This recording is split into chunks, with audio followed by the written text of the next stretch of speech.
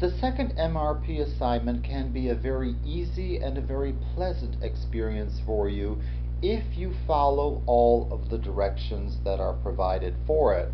I have given you a list of printed directions which you are supposed to print out, and I am also providing you with 2 videos in which I go through these directions with you.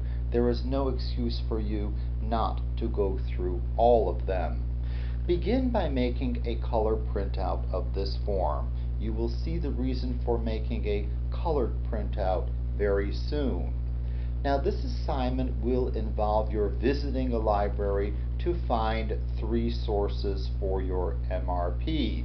Now, you must go to one of the libraries, the library or one of the libraries that is specifically mentioned in the email that you received with this assignment. Do not go to any other library or libraries. And when you go to the library, make sure that you have several dollars in change with you when you go there. About $4 will cover it at maximum. So make sure that you have about $4 in change with you when you go to the library. Now, you're going to need to find your first source, and your first source has to be a book on your topic. So you need to choose a book on the topic that will work for you. By this I mean, if you go to the library, if you find in the library that they do not have a book on the topic that you wish to do your MRP on, you will simply have to change your topic to one for which you can find a suitable book in the library. I have had to do this in the past. Many of the students who have done this project have had to do it in the past. It's simply something that you should expect to do if the library does not have a book on your topic. Now, your book has to meet certain specifications. It must have been first published after 1970. After 1970. That means a book from 1971 up to the present. Make sure that it's not a recent reprint of an older book. It might have been published in 1975, but it might be a reprint of something from 1938. That will not work. It must be first published after 1970. It must be an adult book. It cannot be a child's book. And it must have the name of the topic in its title. For example, if you wanted to do your MRP on Chopin, you would have to see Chopin's name in the title. And you also must make sure that the entire book is devoted solely to the topic of your MRP, not to anything else.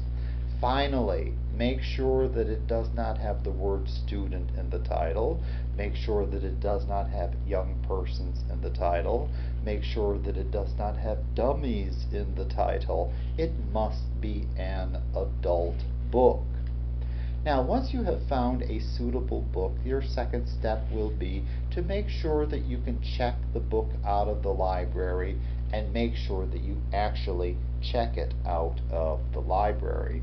If you cannot check the book out of the library, you cannot use it as one of your sources. Now, for each of the sources that you have to find in the library, the third step is to copy down certain information about the source. And in this case here, you're going to be copying down certain information about the book on your topic. Make sure you do this before you leave the library. And I have provided blanks on this set of instructions where you can write this information. I will be typing this information into the form. I ask you to use a pencil to write the information into blanks on the form, and make sure that your pencil has an eraser with it.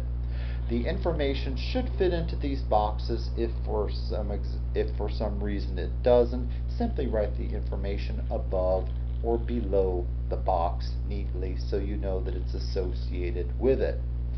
Now, the most important detail that you need to record about each of your sources is the name or the names of the authors of the source. And I'm going to take time now to explain this in some detail so that you will know what to do whenever you encounter this situation with your sources, that is, with the names of the authors.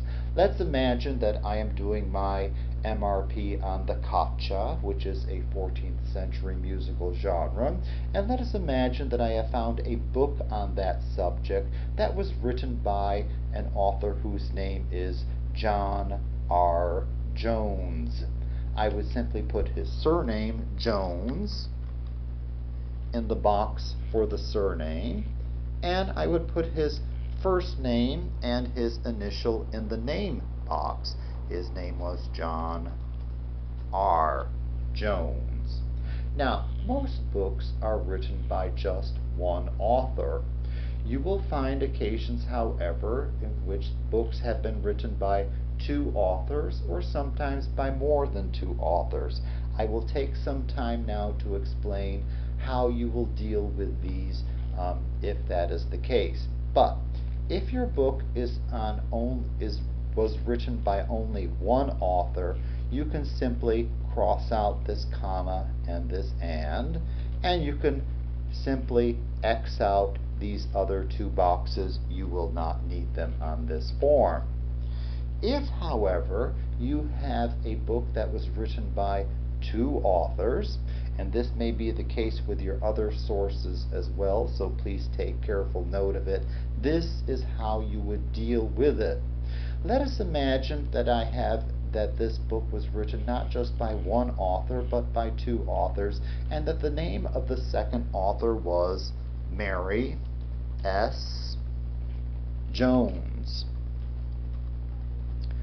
I would indicate the name of the second author on this form exactly as indicated here, beginning with the name of the author and then writing down the surname of the author. And if this is the case, this would set me up very well to transfer this information to the MRP form when the time came to do so. Now let us imagine that this book was written not just by one author or by two authors, but that it was written by more than two authors. If that were the case, this is how I would deal with it. I would leave the comma that is here.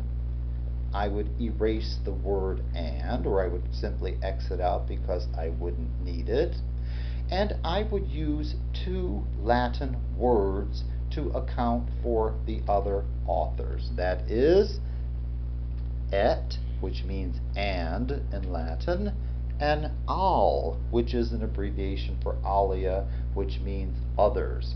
Simply by writing in et and al and getting rid of this and here, you have accounted for all of the authors of this multi-authored volume. Now, let's take a look at the title, how to deal with the title of a book. Titles sometimes can be long. Sometimes they're extremely short. Sometimes they might be only one or two words, but on occasion you might run into a title that is fairly long and has certain literary aspirations to it. Let's imagine that I found a book on my subject that was called The Caccia, The Hunt Begins. Now, if you read this title, The Caccia, The Hunt Begins, it seems to have more than one part to it, doesn't it? And in fact, it does have two parts. The first part of it is The Caccia. The second part of it is The Hunt Begins. So as you can see here, it would require some adjustment in terms of punctuation and capitalization.